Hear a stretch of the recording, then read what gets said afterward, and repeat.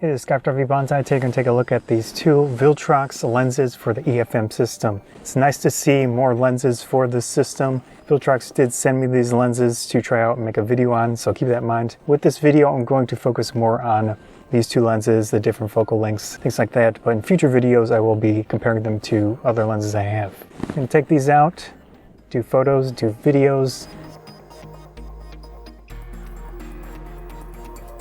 You can see what a large aperture does for you here. 60 frames a second, 1/125th of a second shutter speed, and they're still overexposed at f1.4. It's a decently bright day, but it's not super bright. So that gives you a lot of range for those large apertures. In this case, we're at f2.5, which gives us a nice exposure, it looks like. Do the autofocus test at 2.5.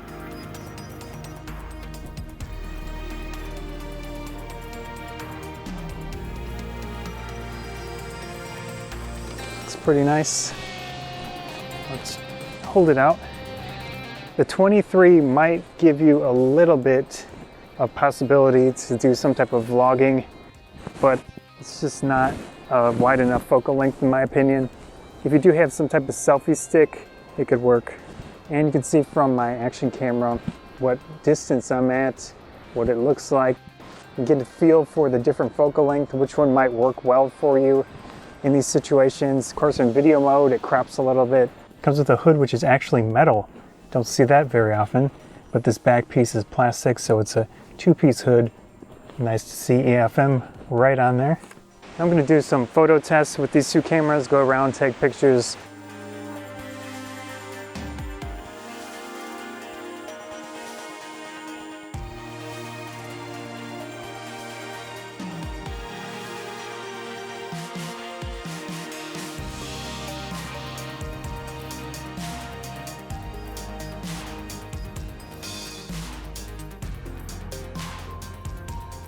You can connect both lenses up to the computer through the micro USB port on the back. It's basically integrated into the mount. When I connected it to the computer, it shows up as a drive inside there. There's a text file that you can read and see what version it currently has, a few other details. Both lenses currently have version 1.0.5. I think this is the initial first release version. They have the STM motors inside, which is quiet and it works pretty quickly. However, I do think the 33 is slower than the 23.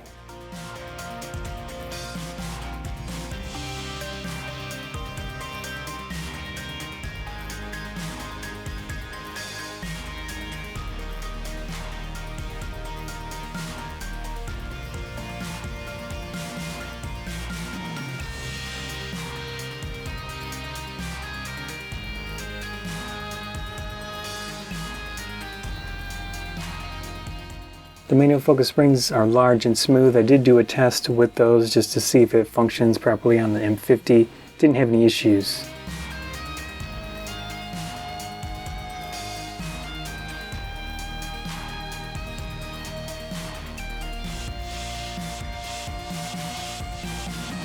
I'm going to do video now, letting it do fully automatic settings so you can get an idea of what it might be like in that situation.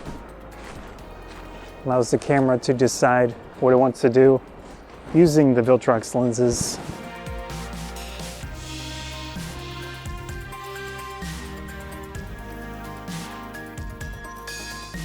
See how it's doing with the exposure changes. I can tell it's adjusting quite a bit. When I have the lenses adjusted to a manual aperture, you can see that there's some type of pulsing going on when you have automatic video mode. So something to think about, maybe in firmware they can check that out. Let's see if changing it makes a difference.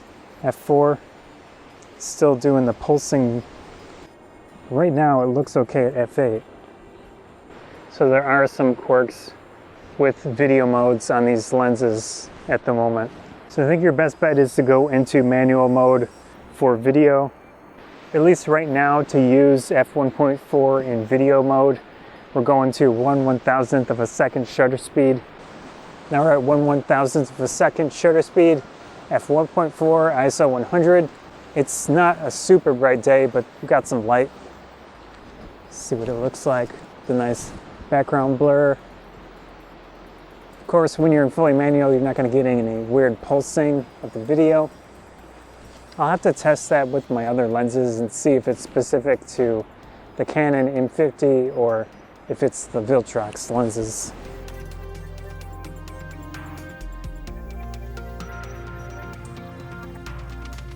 Nice background blur on there with the 23. I assume the 33 is even better. You can get a feel for what you might get at f1.4 in video modes with this setup. You will have to adjust your shutter speeds unless you have ND filters available.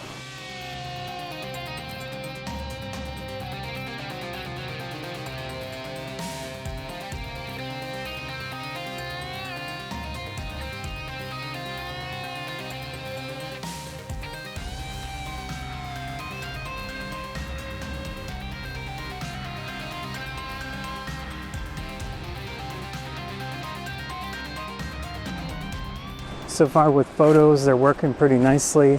Aperture adjustment, I have it in the auto setting, which means controlling it through the camera.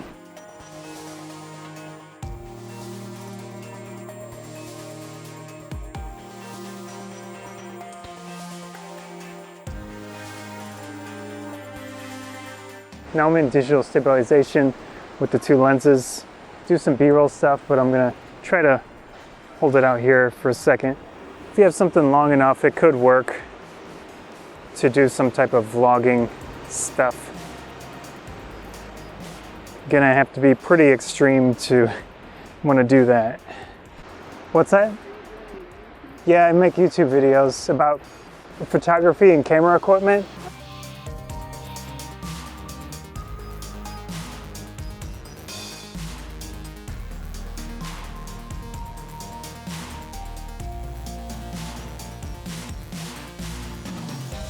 I'm going to do a stabilization test real quick with these lenses just to make sure that they work with the digital stabilization.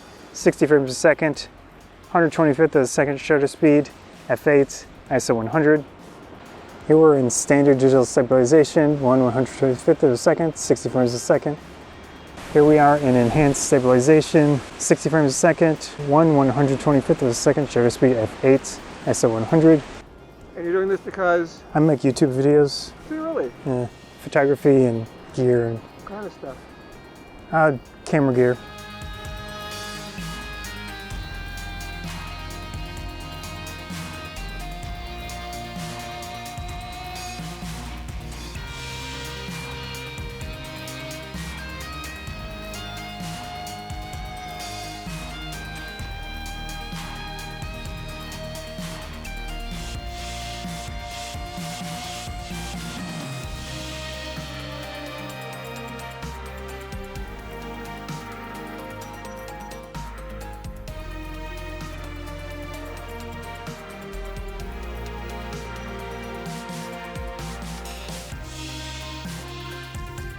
Let's go over some of the common aspects of these lenses. They have a 52mm filter thread on there, which is easy to find. They go from the aperture range of f1.4 to f16, which is very standard for this type of lens. They have the metal construction on there, and the lens hoods themselves are metal with a plastic back on it. You also have internal focus on both of them. They do have compatibility charts in their store website. You can check that out to see if your specific camera works in photo and video modes with these lenses at the moment. The aperture ring is very unusual. It does not have any clicks except for at f16 between the A mode and that aperture. 5.6, f4, 2.8, f2, 1.4. I do think they're a pretty decent size for the M50, the M5 type cameras in the EF-M system.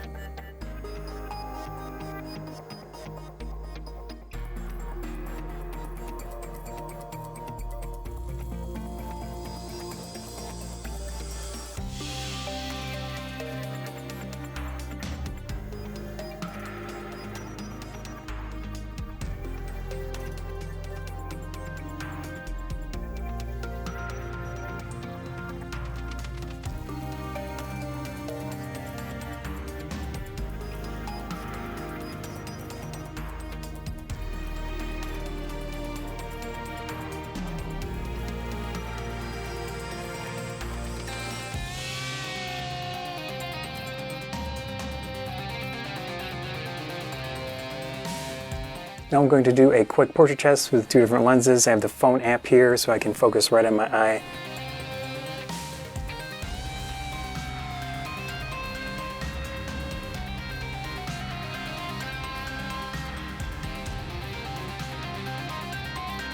You've seen the photos and the video test that I did. You can decide for yourself if these lenses will work out based on the focal length, the performance of autofocus in photos and videos. Of course, I kind of just scratched the surface of what's possible. In the future, I'll definitely be doing more videos on these lenses. There are things to consider. I'm going to go over some of the things I think Viltrox could improve on with these lenses, and also the things I see currently that are very good about them. First off, with the improvements, firmware is something they need to improve on related to video. Fully automatic video is something where there's like a pulsing of light. You can set the aperture manually and that will help the situation, but it is something to consider. I've also noticed in photo and video that the two lenses will reset occasionally. I'm not really sure what's going on, but you can see in these clips of what happens in the video. And of course in photos it's not a big deal, but in video if you're recording and it happens, it's going to go out of focus. You'll get that bright burst from the aperture changing.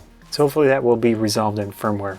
I don't think this aperture setup is really needed for these lenses. There might be a niche group of people that want that smooth aperture adjustment. So definitely for them, that's a good feature. But a lot of people, maybe especially the photographers, would just want a standard clicking aperture ring, or actually we don't even need it if the price were reduced. I'm going to go over some of the positives I see of these lenses right off the bat. Nice size to them. They fit well with the M50 body. They're not too large. They have a good build quality on them. Nice metal exterior. The hoods are metal with that plastic back on there, which seems fun. The ring here for the manual focus is smooth and it works well in the camera, so that's a good point for the current firmware on that. Definitely a good build quality construction, especially for the price. You get that large f1.4 aperture. Again, in EF-M lenses, there is a limited selection of large aperture autofocus lenses, so adding more to that, especially at these prices, it's really nice. While using these lenses on a tripod, doing photography with them, I had no issues. The autofocus feels quick, feels prompt. Let's look at the 23mm f1.4 and the 33mm f1.4 Viltrox lenses for the EF-M mount. Again, keep in mind that Viltrox did send me these lenses. I will be keeping them, and I will be making future videos, hopefully, on them as well. Hope you enjoyed this video. If you did, please consider subscribing. That helps me out a lot. Likes, shares, and now the applause feature helps out a lot as well. Thanks again.